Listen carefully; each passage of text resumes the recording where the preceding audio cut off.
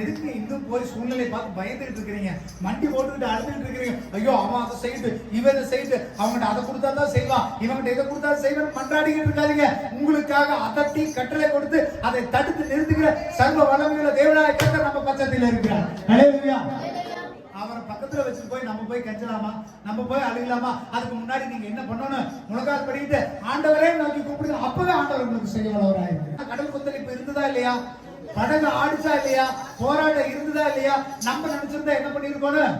பவுல் காலத்துல என்ன பண்ணாங்க? சாப்பாடு மூட்டையெல்லாம் தூக்கி கொட்டுனாங்க. யோனா காலத்துல என்ன பண்ணாங்க? யோனாவை தூக்கி கடல்ல போட்டாங்க. அந்த படகுங்கிற வாழ்க்கையில உங்களுக்கு போராட்டங்கள் வரும்பொழுது, பிரச்சனைகள் வரும்போது, பாடுகள் வரும்பொழுது நீங்க அதை பார்த்து பயப்படாதீங்க. நீங்களா பார்த்து அதை சரி செய்யணும்னா சரி செய்ய முடியாது உங்களால.